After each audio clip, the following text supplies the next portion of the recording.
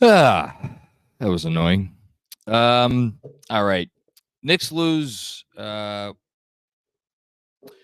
Knicks lose what I'm going to go ahead and call their first heartbreaker of the season. I think that qualified for a heartbreaker given how that game was going.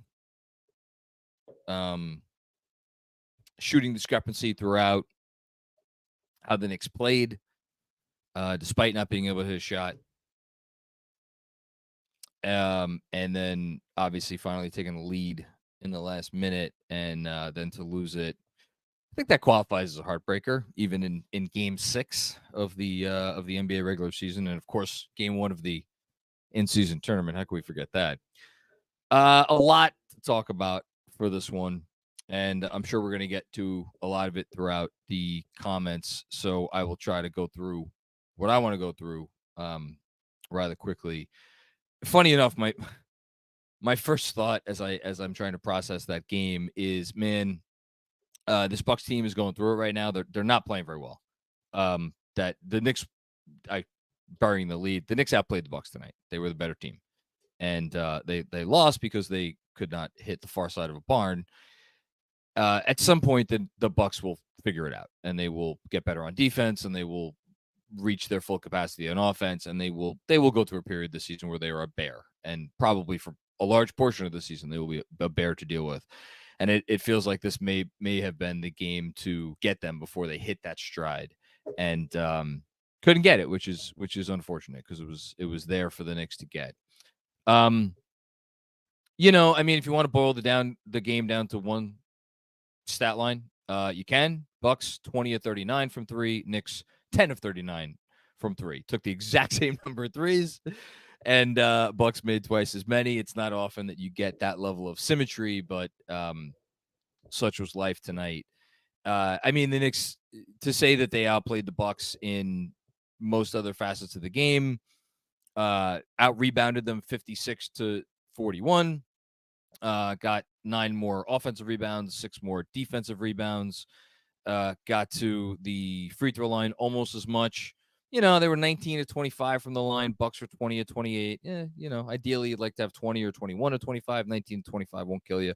Didn't turn the ball over a lot. A couple of key turnovers that poor. The timing on some of the turnovers was poor, but only turned the ball over 11 times. And most of all, I thought the Knicks defense was really good. People will point to the fact that a lot of the Bucks shots that they 3-pointers that they took and made were open. I understand that.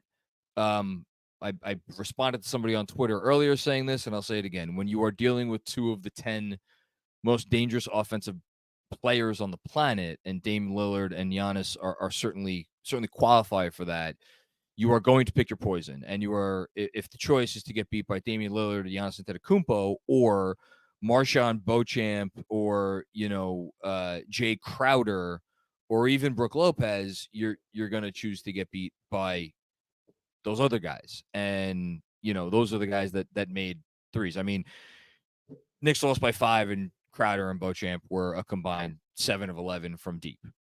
So to say nothing of the fact that Giannis Antetokounmpo, has hit 20 or 25% of his threes for his career, was perfect from deep, 3 of 3. That was like the moment of the game where the game crystallized. Like, this is probably not going to end well. Is when Dante DiVincenzo missed the umpteenth open Knicks 3-pointer, and it rimmed. It did a full ring around the rosy, rimmed out, and then Giannis comes back down and drains his third 3 in 3 attempts, second in a minute. That was fun.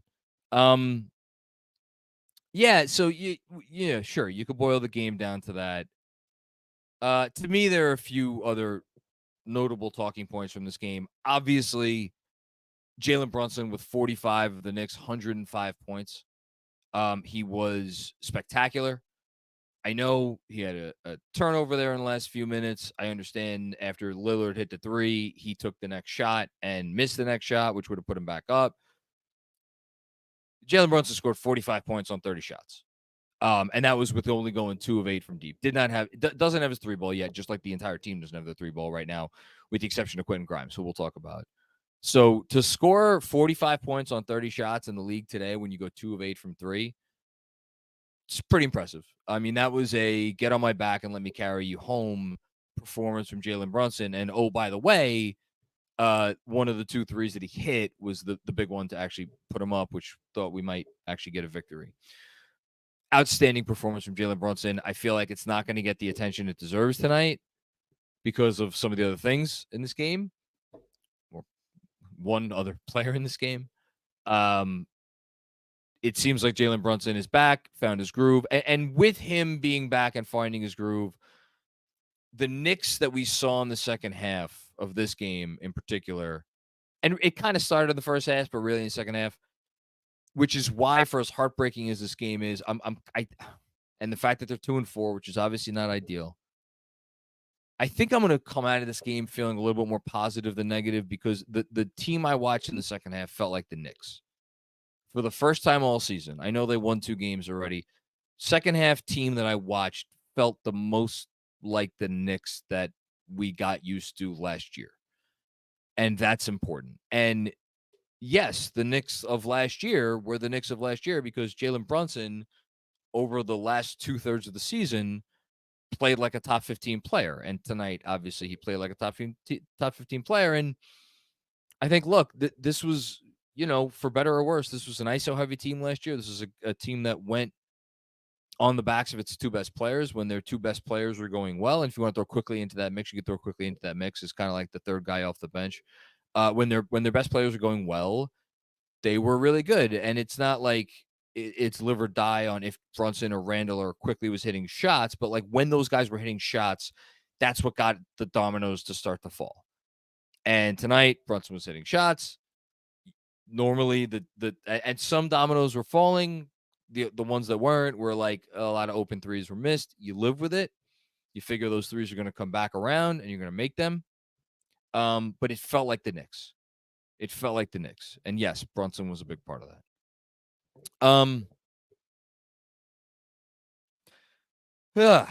Goodness. I don't even know how to talk about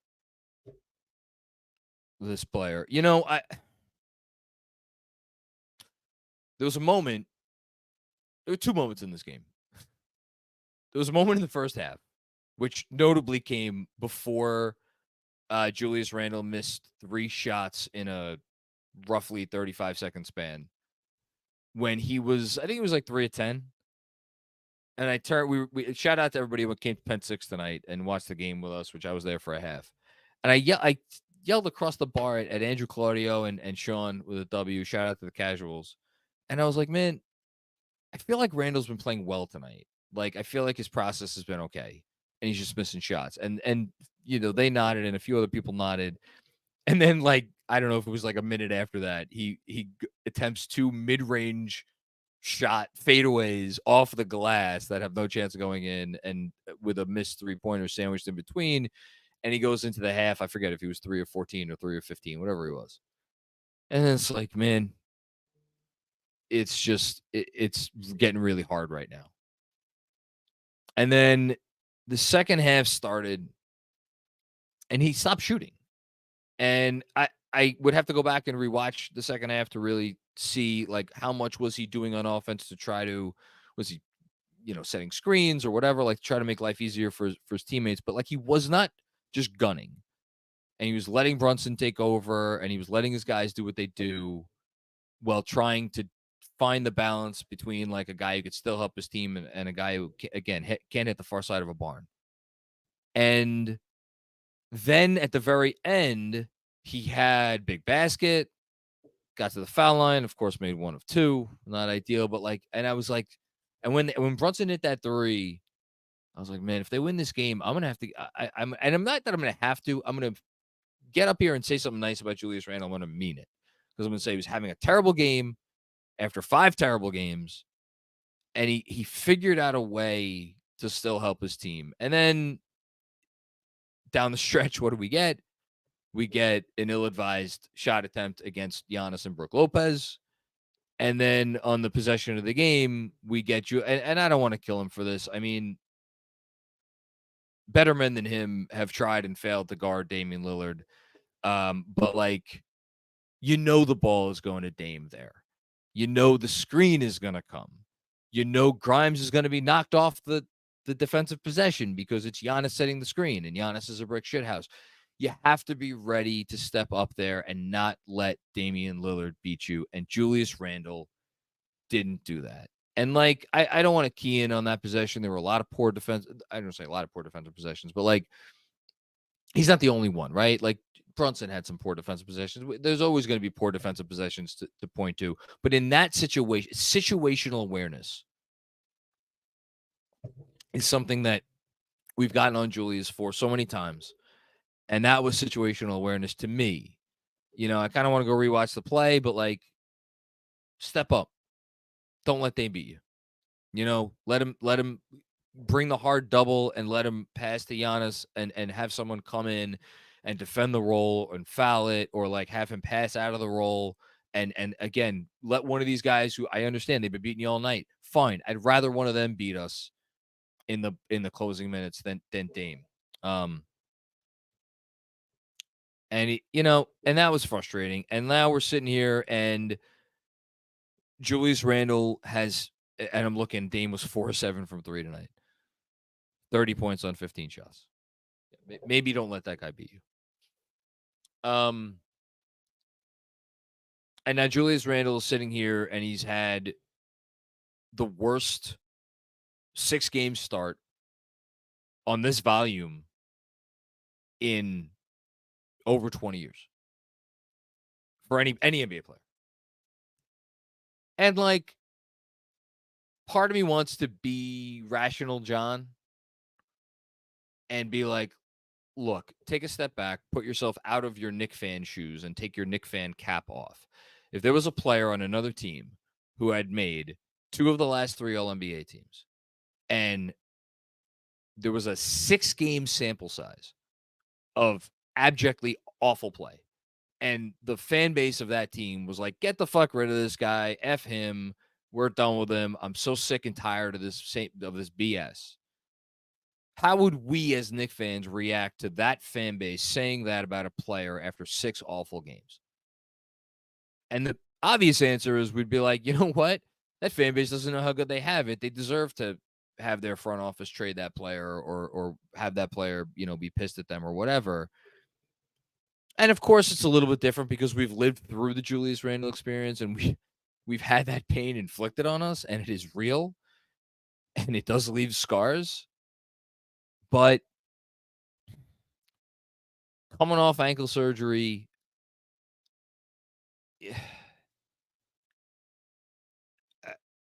I'm having a tough time because everybody's now this tonight, because it was a national TV game and it was an in-season tournament, the whole thing. Now the national, it's all going to be piled on. Everyone's going to highlight obviously the shooting and talk about what a horrendous start to the season this is. And I got to tell you, my inclination is to be like, let's hold the horses a little bit. I know how frustrating he's been. I'm just as frustrated as everybody watching. But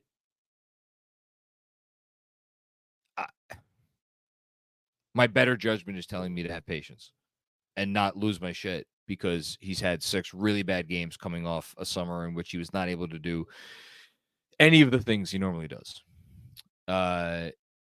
So that is what I will say about Julius Randle for now.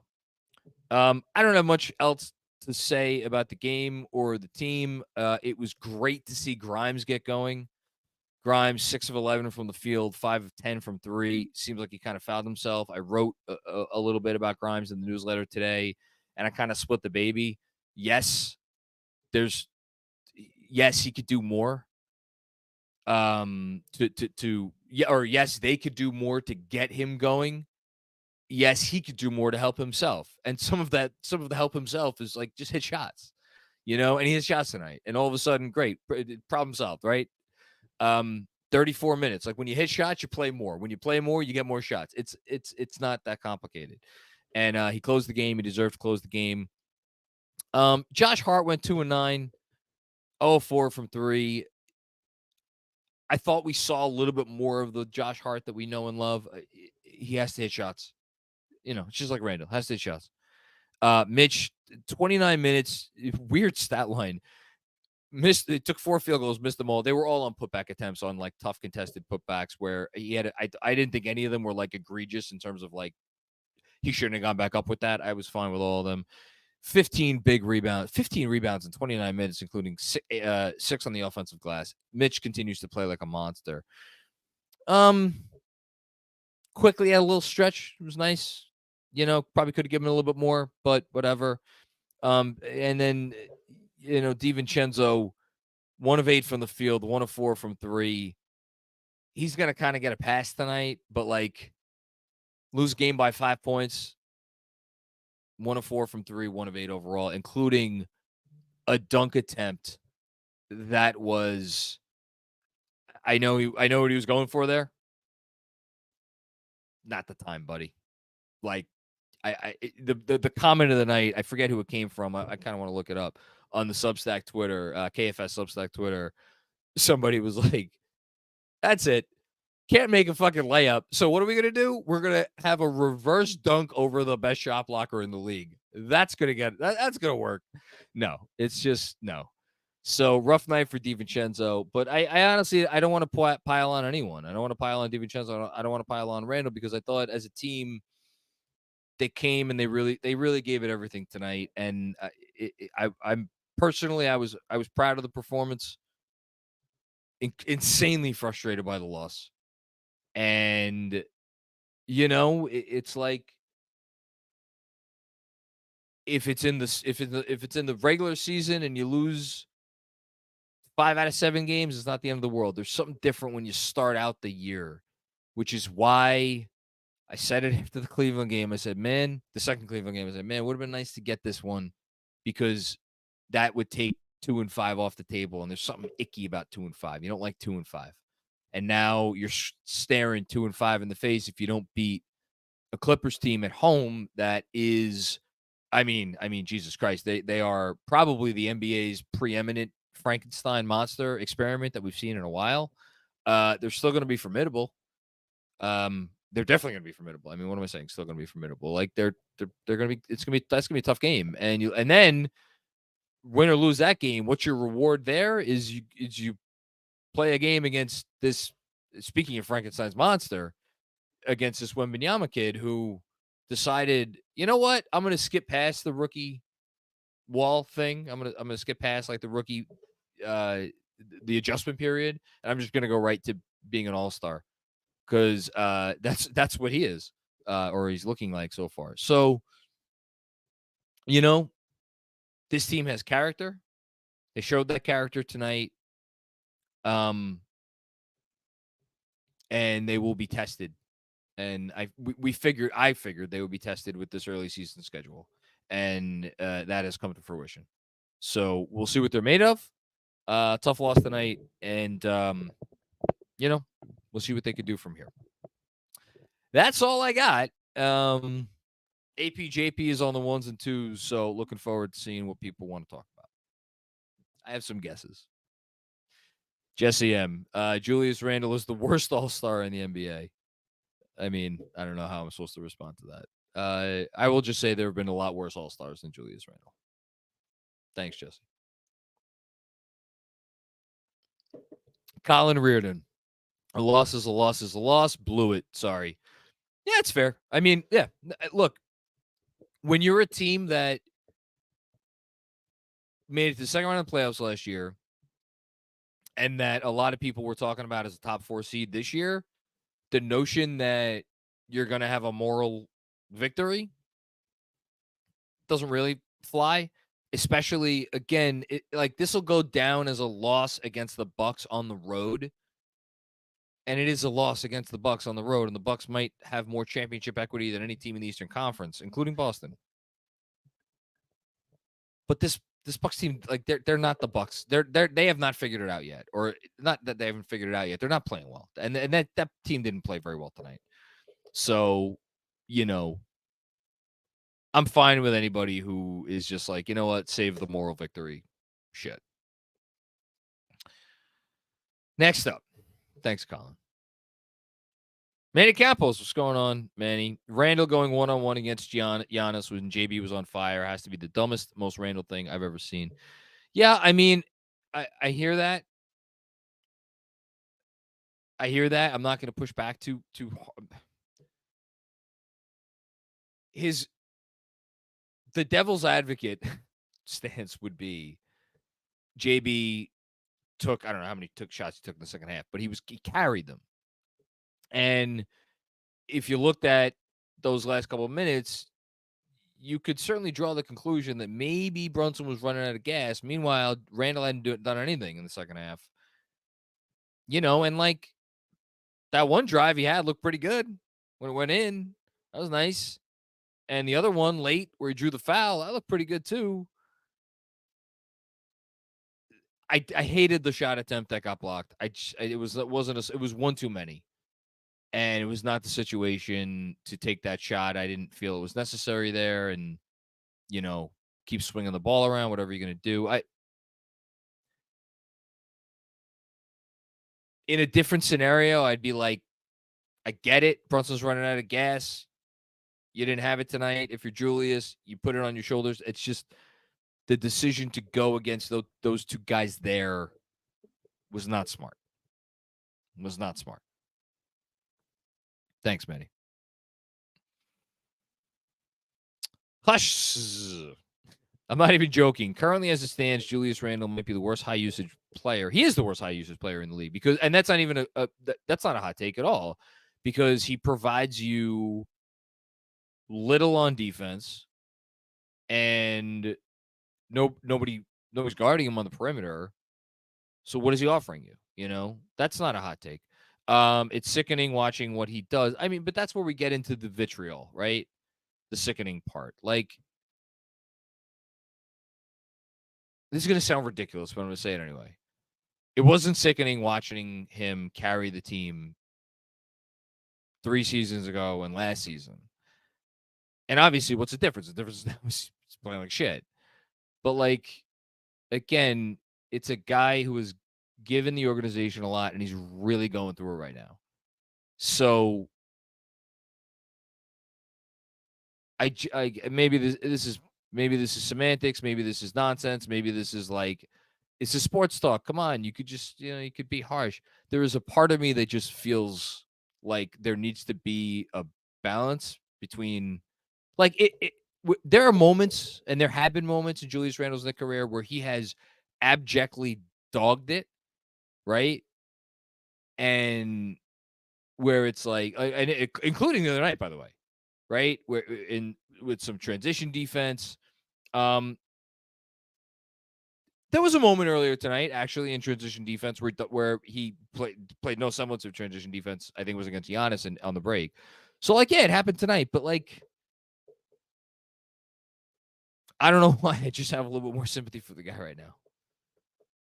I don't know why. And you guys, I mean, anybody who listened to the show 2 years ago knows that, like, it's not like I'm some Randle lover, or like I'm not capable of being critical of this guy. Yeah. Anyway, thanks, Hush. Jesse, fun facts. Knicks are 2-3 in games. Brunson scores 40. What a dumb stat. That's the stupidest stat I've ever heard. I'm not even going to comment on it any further. Okay, and it's ridiculous. Harris Casserman, what's going on, Harris? The Knicks are 2-4. Hypothetically, what would you estimate their record would be if they had the 2023 version of David Lee instead of Julius Randle? And why is it 5-1? The 2023 version of David Lee. Oh, so you want to replace Randle with, like, I don't even know. What is the 2023 version of David Lee?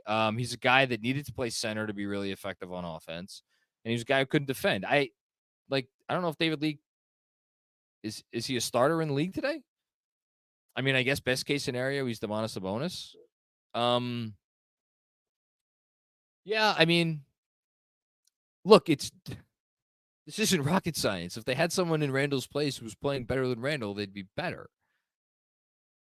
It's just fascinating to me that I texted, I don't know who I texted, somebody earlier today, and I was like, has there ever been a player in recent New York sports history that has accomplished as much as Randle's accomplished? And it is so easy for fans to absolutely decimate in a way that is like, man, I'm gonna really twist the fucking knife here. And yet, I mean, I say that I get it. I've done it. I've gone on here and I've done it. I've done the exact same thing that I'm accusing other people of doing. Because he inspires that level of emotion in his play, but I don't know. I don't know what to say. Thanks, Harris. Robert Cross, brilliant game by Brunson. Nice to see Grimes get threes up tonight. Mitch is on the boards. That's it. Hashtag 53 wins. Well, I think it was on a town hall recently that Robert Cross was like, I think this team is going to get off to an outstanding start the first 10 games. So we'll see how that works out. Thanks, Robert. Appreciate you. Row 1 star. Speaking of Rowan, no, should be mentioned, no RJ Barrett tonight. Would they have won the game if RJ played? I think so. Probably. Hey John, first super chat of the year. Great to see you, man. Offense is offensive. I mean, well, can you say the process is good if you can't hit any threes and you're missing like a lot of looks around the rim? I don't know. Whatever. Is there not a way or at least a want to get Grimes shots when he's playing well? Quickly has to improve his finishing at the rim. A lot of guys need to improve their finishing at the rim. Yeah, the getting Grimes more shots thing is like, you could say it is the hot button issue of the offense this year. Yeah, I mean, there's always a way. I think a lot of it comes from the fact that the two ball, if you throw all four guys into this, right? The Knicks offense runs through one of four guys.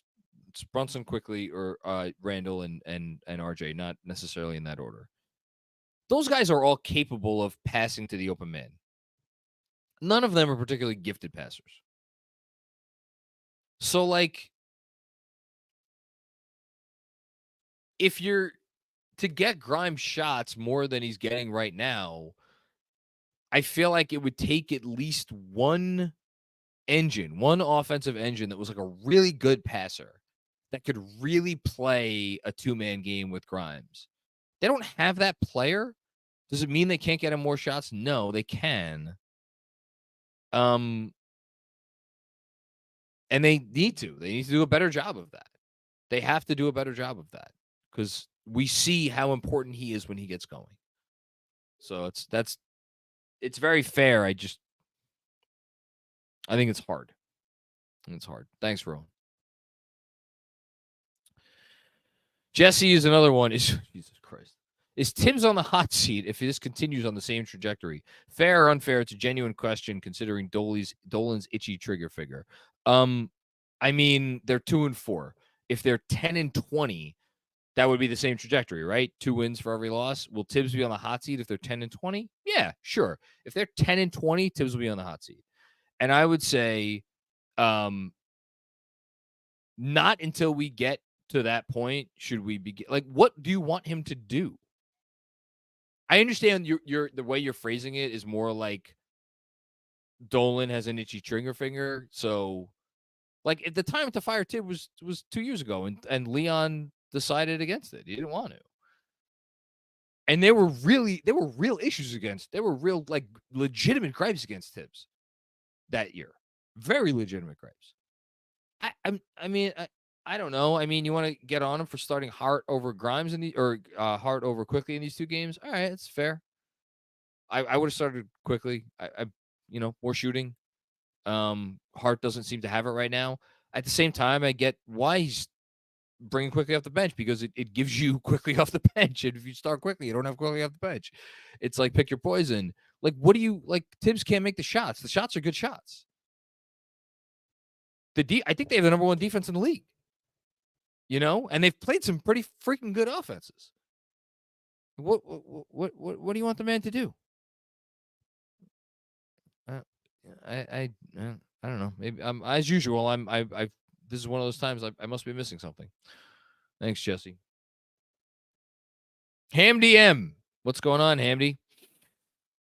I honestly can't believe we were in this game. Why? Because we were the better team. Why can't you believe that we were in the game?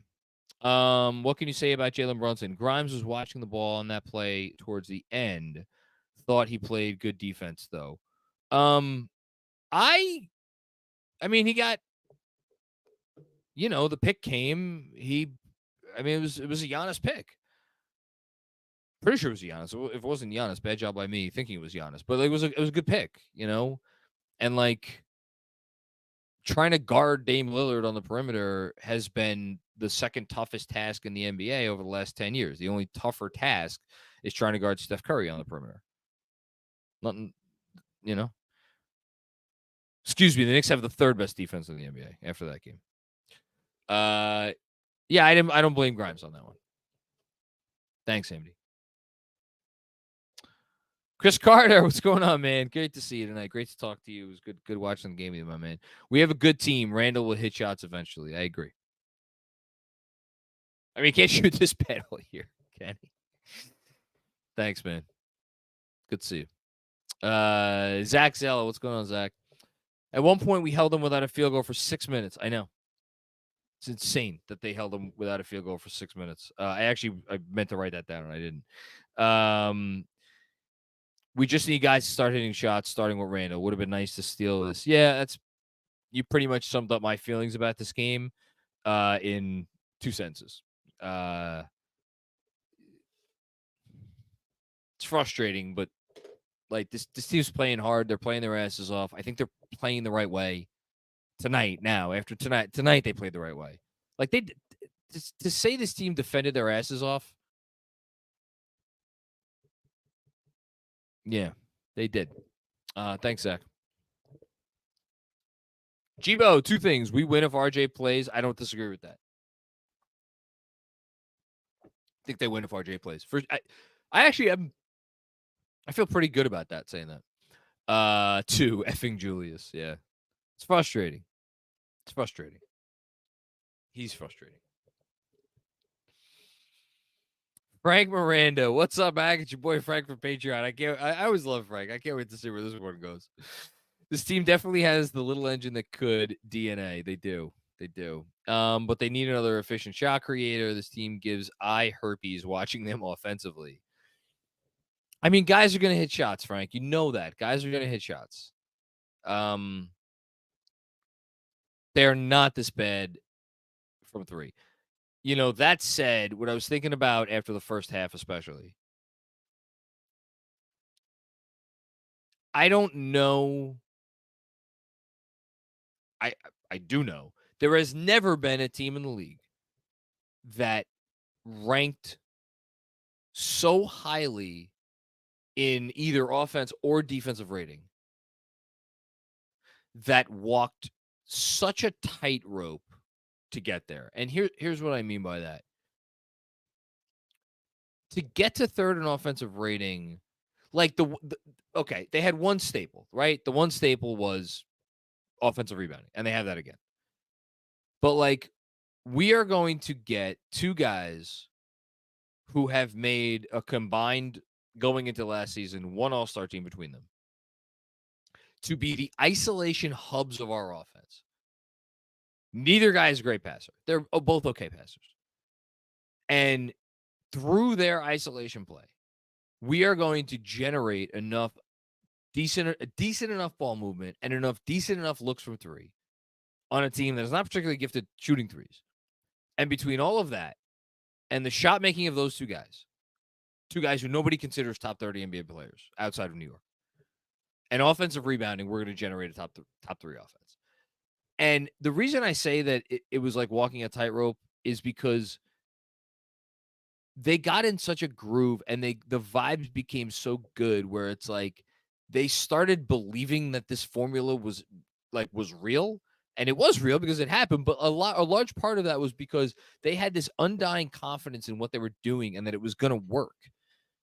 And again, it did work, but I think it's like a chicken or the egg thing. It's like, was it the the confidence in that it was going to work, and like, hey, eventually, like, it's okay that we're 2 of 20 from 3 right now. The next one's going to go in, and they believed the next one was going to go in, and oftentimes the next one did go in, and it all worked. And yet, you look at it again, you zoom out, and you're like, okay, so where's their like MVP, even all NBA level shot creator? Okay, they don't really have one of those guys rock solid.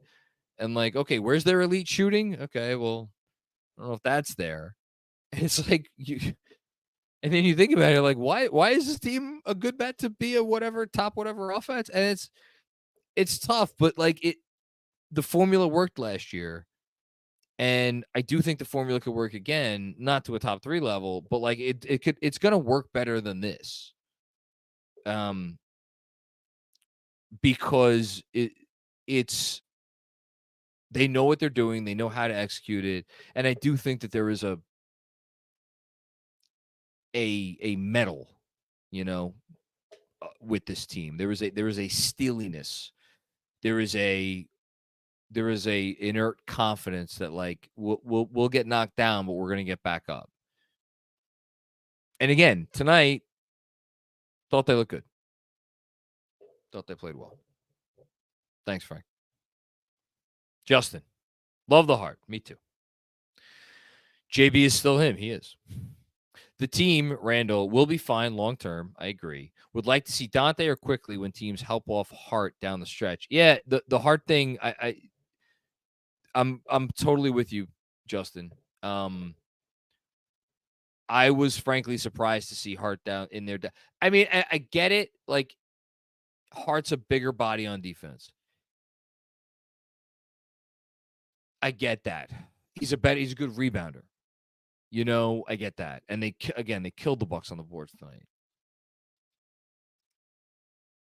And I guess the last part of it is like down the stretch, you're going with Brunson with the game he's having, so you're probably not running any possessions through Quickly anyway. Even so, I would have had Quickly in there myself. I mean, what the fuck do I know? Nothing. But I agree with you that it was questionable. And, again, Hart, I don't think he hit a 3 tonight. So, what do you do? Thanks, Justin. Juanon, what's going on, Juanon? Spent 10 minutes trying to write something positive here, and I got nothing. That's fair. I blame the Skechers. Get 30 in a pair of Ewings, and we'll see a turnaround. RJ can't get healthy fast enough. We need help. I mean, look, this team could have won tonight. Like, it's insane to say, but like if they go, I mean, they lost. What did they lose by 5? And they shot 10 of 39 from 3. If this team shoots 30% from 3 tonight, they win. They win the game. They didn't, which sucks. Thanks, Juno. Andrew Claudio. Hi, Andrew. This is shout out 1 of 2. Salute to the entire crew that came out to the KFS watch party in the city tonight. One day they'll win one of these games. I hope so. And this is what's the second thing? Curious what else he has left. Second, shout out to my cousin and very loyal KFS patron, Ryan, on his birthday. He says hi and wants to know what he should do after liking and subscribing. Shout out to Ryan, who I met at Andrew's wedding. Him and his lovely wife. And happy birthday, obviously, Ryan. And I'm very socially awkward. So when I met his wife, I told her, and she said she was a big fan of the show. So I said, great. Subscribe and rate and review. Which is, funny enough, not a thing you say to someone in polite conversation. So wherever you are, Ryan and your wife, I hope you're doing wonderfully on this Friday evening. And what do you do after liking and subscribing? I don't know. What else is there? It's like the edge of the universe. There's nothing else to do. That's all there is to it. Thank you, Andrew. Hush! A huge overreaction. But watching Randle, I was thinking what Cat would look like on this team. You're not the only one. I put in a call for questions for today's mailbag edition of the Knicks Film School newsletter. Subscribe on Substack. And a bunch of people were like, man, I'm starting to talk myself into Cat. Anyway, I miss RJ, man. We need him badly. Yeah, I mean, look, they got to get Randle going. They have to get Randle going. Randle, it's not that they have to get Randle going. Randle has to get himself going. And I think that's what he's trying to do. Like, that's the shame of it. Like, I really do want to go back and watch all the shots because I feel like I'm going to not mind the process on a lot of them. But it's going to be a no for me, dog, for Cat right now. Hush with another one. IQ bench down the stretch, very questionable. I mean, I don't think IQ had a great game. He had a few nice moments. But again, that's fair. If you want to get on Thibs for that, I'm not going to get mad at you at all. Matt, Aussie Knicks fan. What's going on, Matt? Brunson and Randle both in playoff form already. That's mean. Brunson burner was burning bright. Julius was not. We will be fine. Not worried at all. Yeah, it's like, everything's relative, right? Like worried in what way? Like the team's going to figure it out. They're going to win some games. They're going to get going. You don't want to dig yourself that kind of hole, ideally. They could dig out of it, but everything's louder in New York. Everything's louder in New York. I mean, God knows last season we remember. That was miserable.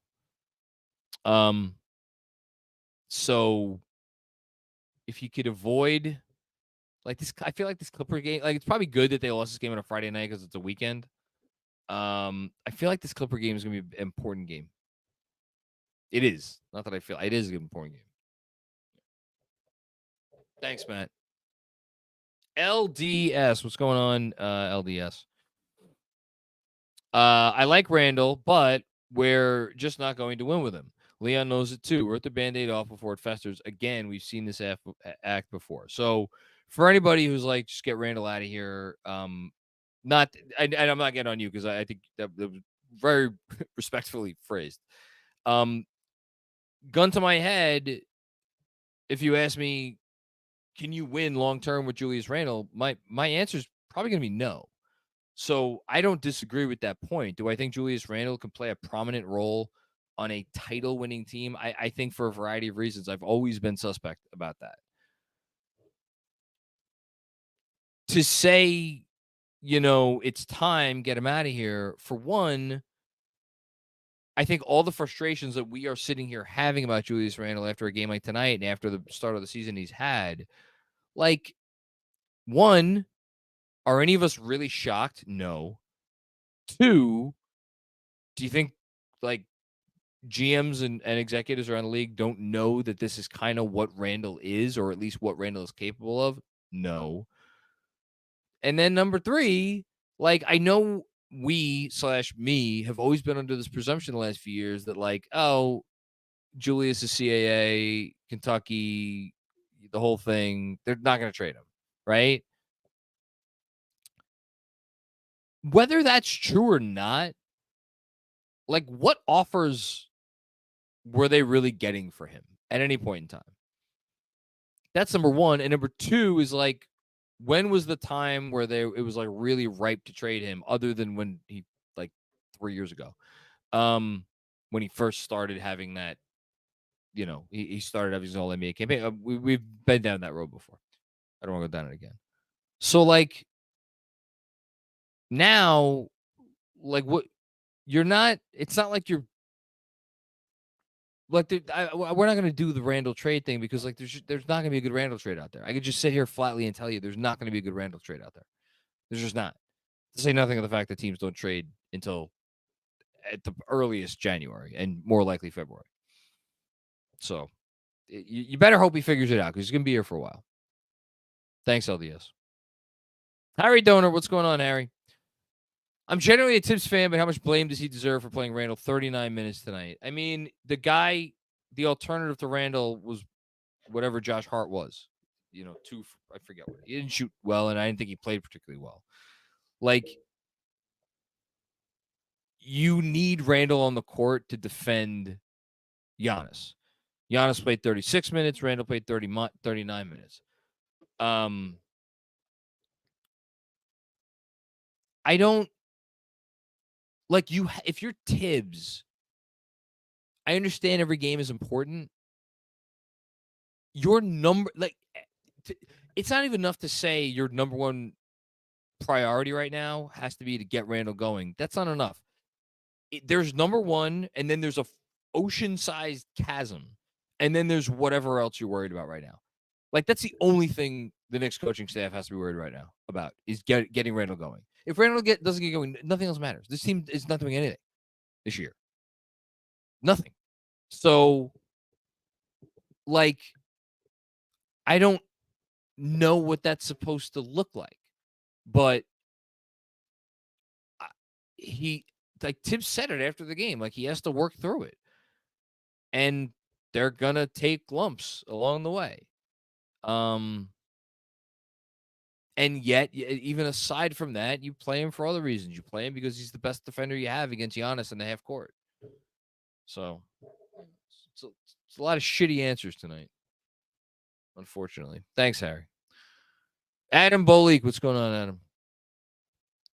I know this is going to be an unpopular take. Okay. I love Jalen Brunson as much as anyone, but Jesus fucking Christ, the same plays run over and over again, and JB is forcing it. He was hot, yes, but Grimes is wide open in the corner. JB needs to facilitate. Look, I'm not going to kill you for this. Jalen Brunson is what he is. He's a combo guard.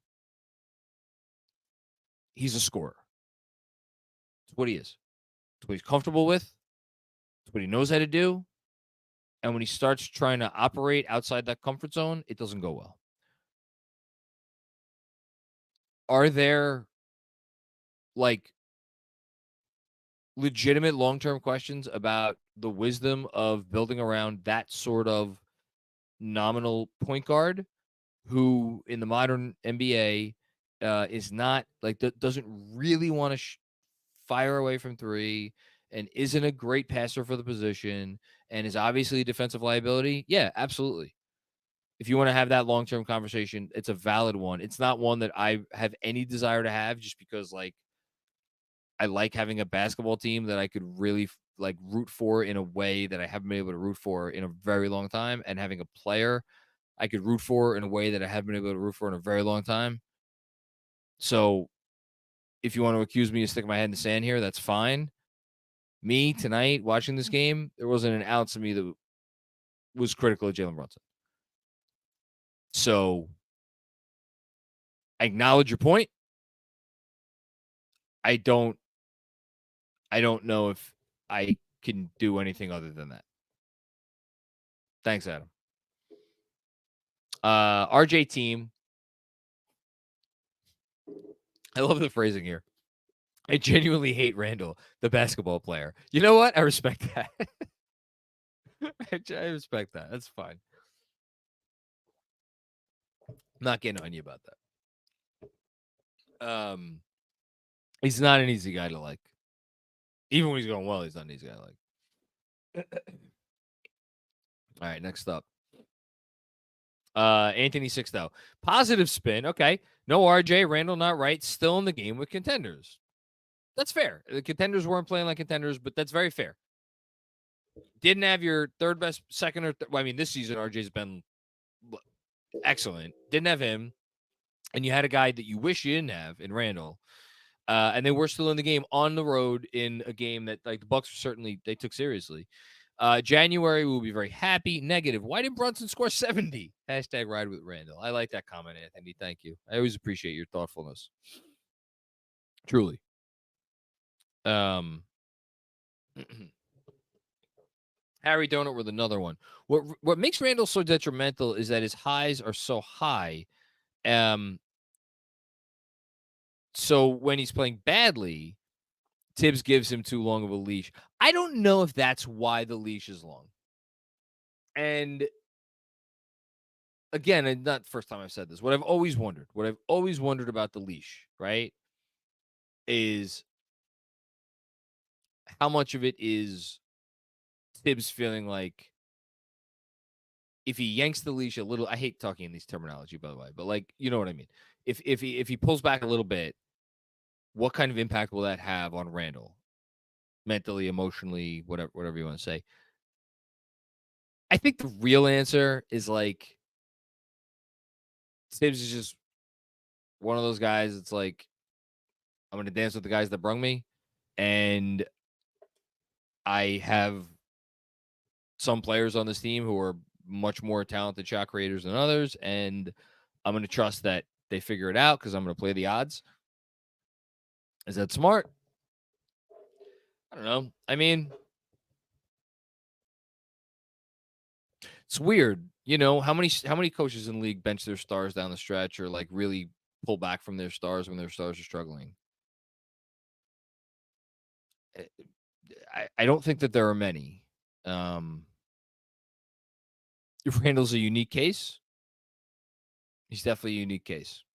I'll say that. But yeah, like the highs are low, the highs are high, and the lows are low. Thanks, Harry. As always. True statement. What's going on, true statement? Record to start off the past 3 seasons: 10-13, 20 in 2021, 11-12 in 21-22, and 10-13, 22 and 22-23. We're known to start off slow. All will be fine. Woosa. Man, I always forget that they were 10-13 in 2021. I know they got off to a slow start, but I always forget that they were 10-13. It's a good job by you pointing that out. I think we'll be fine. Alex, what's going on, Alex? I don't have much to say about the game, but you're doing a great job on the stream. We appreciate you. Hope you had fun in PENN 6. If you could have fun. I don't know that I ever do a great job at anything I do here at Knicks Film School. I do try my best though, and I am genuine. You can accuse me of many things, but saying something because I think it's gonna get like a like I don't know why do fucking people who do this shit say some of the shit that they say? I guess to go viral or whatever. I don't know. It's not my jam. So thanks for the kind words, Alex. PENN 6 was cool. Yeah, it was cool. I was into the game. Our bartender made me a couple of phenomenal old fashions, which I enjoyed very much. Didn't really eat.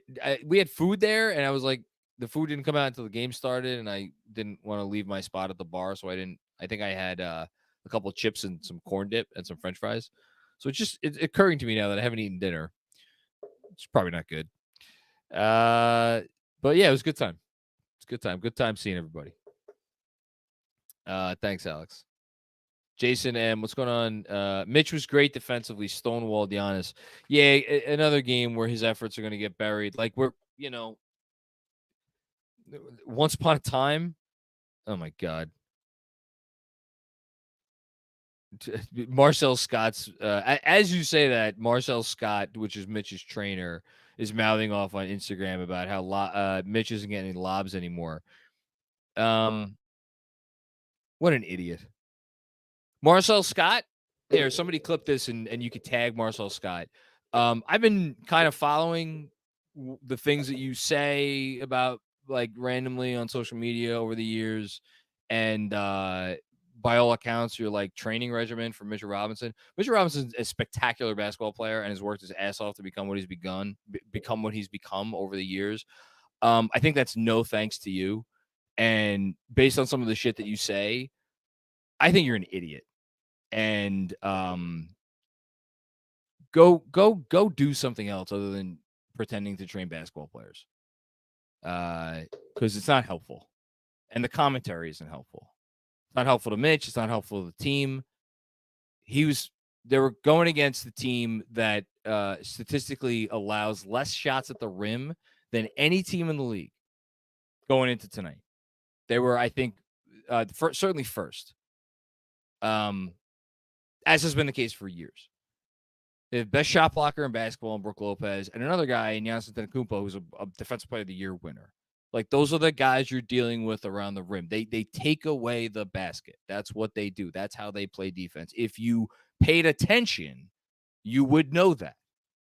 Lobs are not going to be there. Like, what are we doing?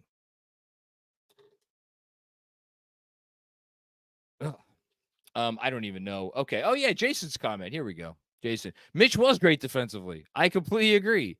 He's been awesome. He should get a new trainer.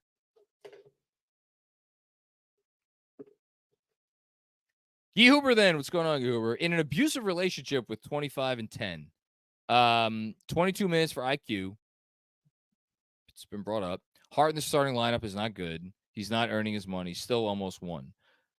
Yeah, Hart hasn't been earning his money. I don't think he's played well.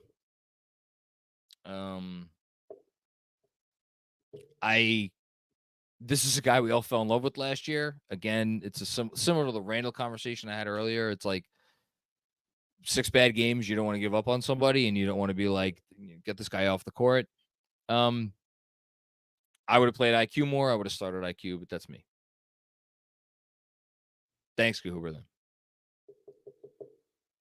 Drazov, what's going on, Drazov? Miss Wednesday's stream for a wedding. These early game shooting slumps hopefully don't become a recurring albatross in otherwise close games. They're going to hit shots. They're going to hit shots. You know they're going to hit shots. I'm not going to sit here and be like, I'm not worried about anything, because I am worried. They're going to hit shots, though. That's going to happen. I just hope they don't dig themselves too deep a hole.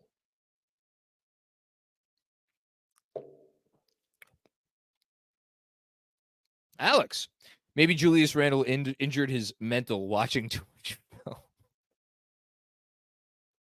Thank God for Alex today. I needed that. I don't know. Man. It's like a game show. Give Julius advice.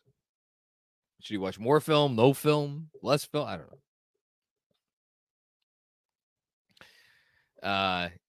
Will Oliver, sorry to miss the party. It's all good, man. Had to work. See you at the next one. Yeah, we'll do another one, I'm sure. We'll do our game watch at MSG too. So all good. But yeah, it was a fun night. Thanks, Will. Joseph J. JJ Redick. The Knicks run 0 to none motion in the offense. Heavy isolation can only get you so far. Is he wrong? I mean, it got them to the 3rd best offense in the league last year. So, yeah, he is wrong. I don't know.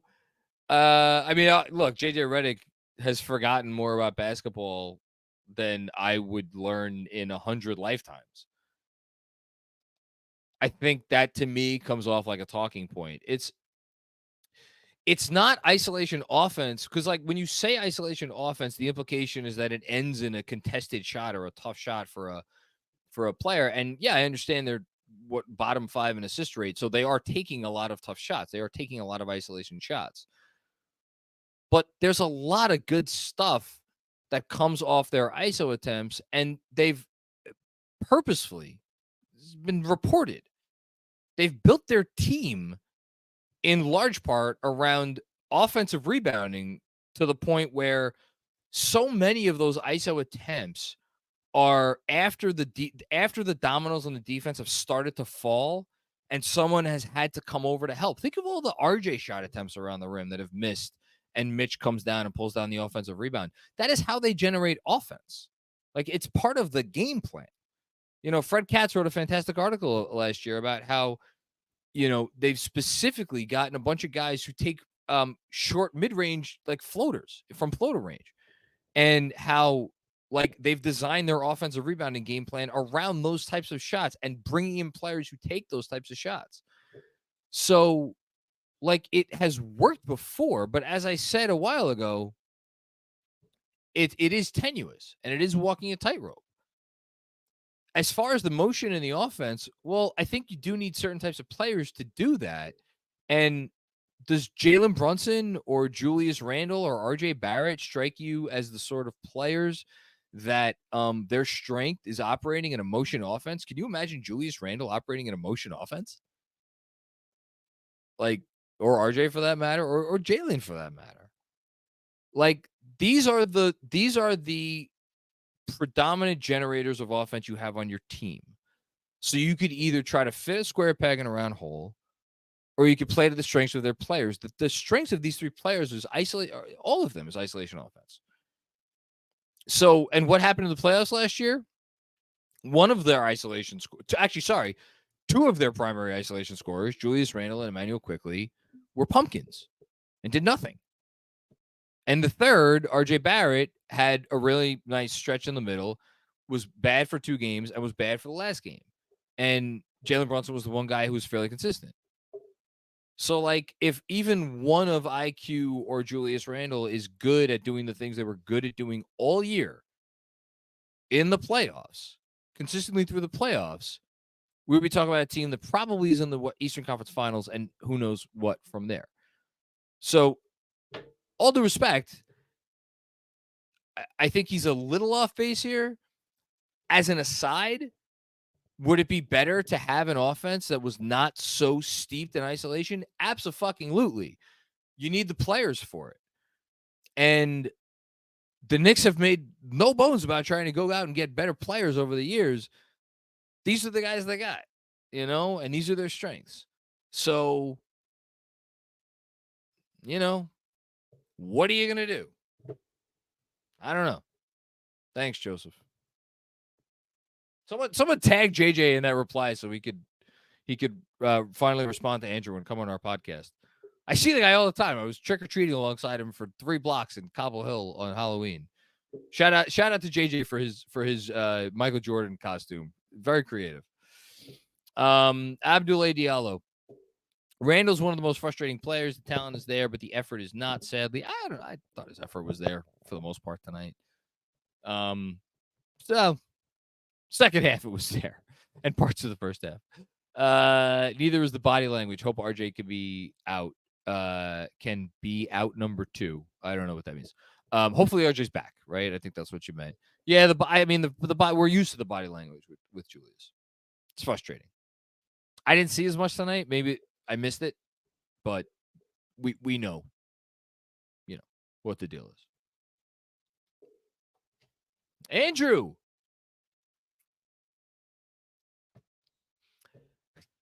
Claudio, you want a really stupid stat? The Knicks are now 1-7 when KFS does any kind of live watch party, which includes the 2019 lottery. Should we stop doing watch parties?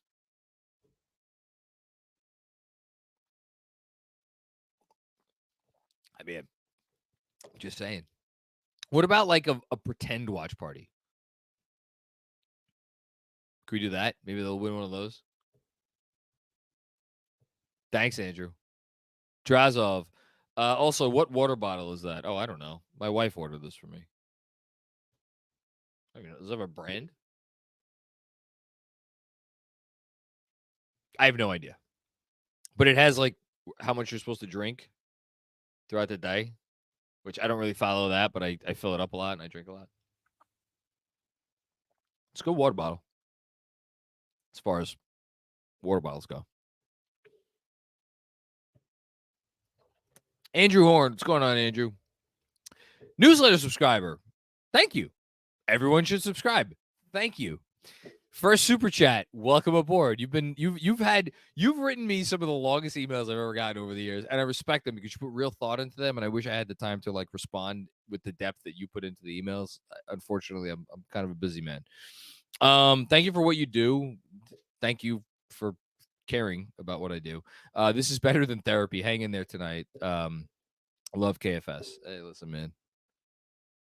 Just trying to put one foot in front of the other, and somebody came up to me tonight at the watch party. They're like, "Man, you give, the therapy you give is necessary." And I tell them what I tell everybody, which is that doing this is therapy for me.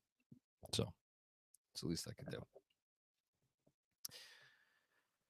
Sam Garcia's dad, how you doing? My man, Ray. I have reserved myself to the fact that Leon will only get the obvious players. Okay, this is an interesting take.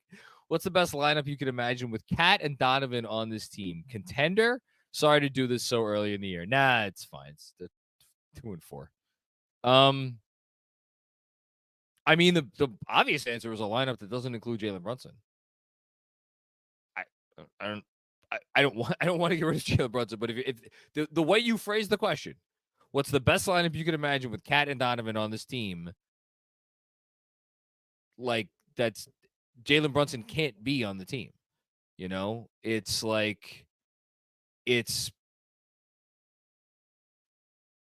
man.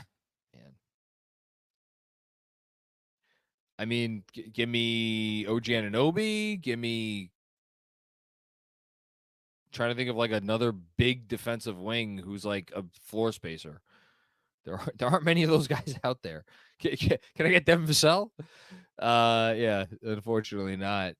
It's tough. It's tough to build around a big guy, a big man who here's the thing with Cat, right? Let me analyze these two players individually for a second. And here's why they're both tough theoretical fits on any team. Any team. Karl Anthony Towns, when he reaches his offensive apex, it is at the 5. It is in a 5-out offense where because if you have him at the 5 and you have talented shooters around him, you can't guard that team. It's impossible to guard because you can put the ball on the floor, you can shoot the ball, you can pass the ball, you can do all the things. If you have a real center, it becomes hard to guard. So basically, what you're talking about is trying to find like the version of Draymond Green that was like the 1 year that Draymond Green could actually shoot the 3. That those guys aren't exactly out there a lot. And even as I say that, so it's like, okay, fine. You get a rim protector at the 5 for the other end of the court. Well, then you still got Cat chasing around 4s. He's such a tough theoretical fit for me where it's like you're damned if you do, you're damned if you don't. Play him at the 4, play him at the 5. Like there's holes everywhere. And then Donovan, I love Donovan Mitchell. I adore Donovan Mitchell. He is, I just said the other night, he's one of the 8 best scorers in the NBA. He's a guy that operates best with the ball. And he's not a great passer. He is a good passer for what he is. He's a 5 assist guy, a 6 assist guy. I just wonder what the version of the team is that you build around him where obviously the ball has to be in his hands. It should be in his hands. He's an amazing scorer. But like where there's where you get enough playmaking from that position, from that player to win 4 playoff rounds. Because that's what we're talking about here, right? We're talking about contender. Win 4 playoff rounds, right? We're not. And now you're asking me about, okay, let's put these 2 players together. And theoretically, we still have Jalen Brunson, who not the best passer in the world, likes the ball in his hands, best with the ball in his hands, doesn't really want to shoot the 3, defensive liability. And it's like, you know, you bang your head against the wall, which is why, people hate me for it. But I'm always going to go back to the Embiid thing. Give me the alpha. Give me the guy who can be the number 1. We know he can be the number 1. Maybe not in the playoffs, but and then you just figure it out around him, rather than trying to piecemeal together all these parts that are imperfect for one reason or another. But this is, as a famous man once said, this is the business we've chosen. This is the path Leon Rose went down.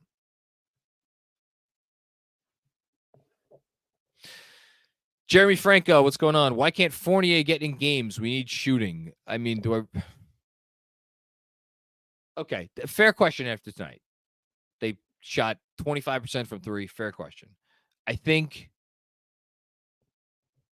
the thought process here is let's continue to have faith in the players that we are running out there, all of whom have shown an aptitude to make threes at one point or another in their career, all recently, rather than upset the apple cart and go to something that we've kind of already ruled out for one reason or another. I do have to note here again, 6 games, small sample size. Knicks have the 3rd best defense in the league. Everybody they put out there can defend. at the very least at a mediocre level, with the exception of Jalen Brunson, who gets a pass. And that includes Julius Randle, who I thought had like not good, but like he has, at least he even has his moments. Thanks, Jeremy. JBRI. What's going on, JBRI? Knicks have a problematic third-team All-NBA player on a reasonable contract with seemingly no trade value. Not no trade value. Like you could trade him, not get much back, or not nearly the value that you get back for a player who has made two of the last three All-NBA teams. Nowhere close. In any business, it's the things without precedent that are the hardest to manage. It's a tough spot. Such a wise comment.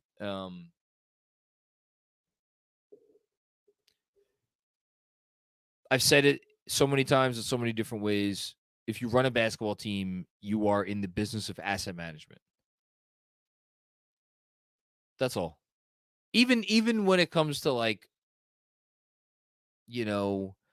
recognizing when the vibes are off and when a coaching change might be needed and someone isn't good in the locker room, like even that shit is like a version of managing your assets. And you have this asset here that is like, what he does when he is going right to help your team. And everybody else knows how fraught the decision would be to willingly invest in a player who, when he's not going right, you know what that means. It's like,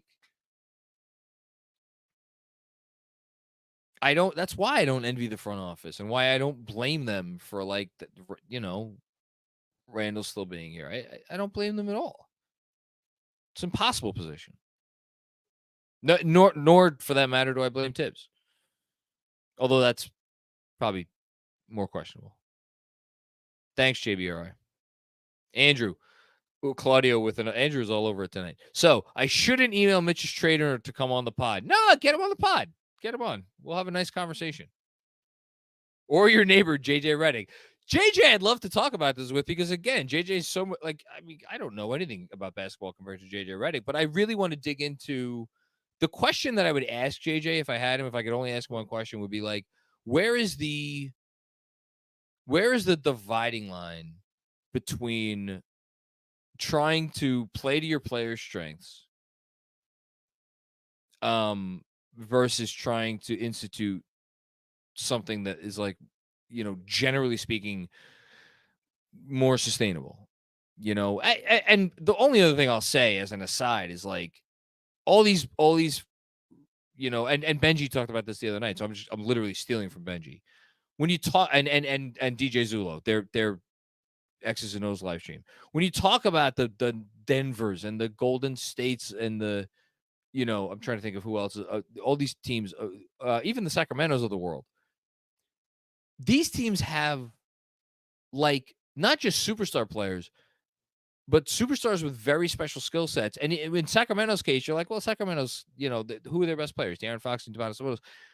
Domantas Sabonis is like one of the 5 best passing big men ever.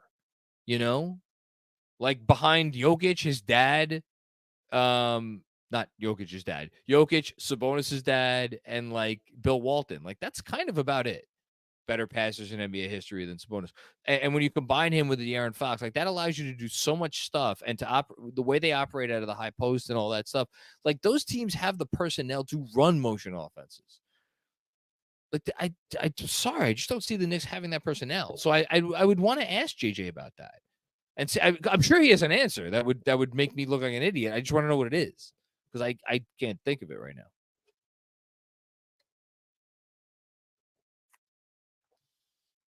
Hamdy M, did you get a chance to listen to Bill Simmons' pod?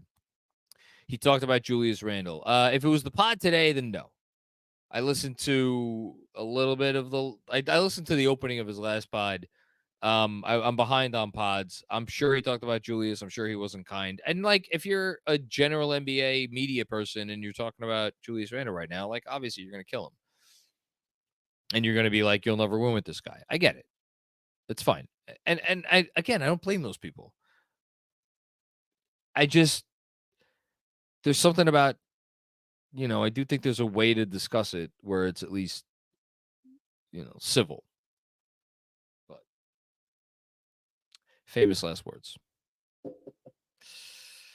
Russ Guberman, first time, long time. It's an island of misfit toys out there, John. You think? Oh, jeez. Thanks, Russ. Is that it? Oh, okay. Here we go. We're done. All righty. Well, man, I was hoping when I started this, or not when I started this, I was hoping when Brunson took the lead with that 3, that I was gonna have to stay up late and write an emergency newsletter for tomorrow, but about this big win. Not to be. I want to just say generally for anybody who's still listening or watching, I get all the frustrations. This team, sports, it's all frustrating, and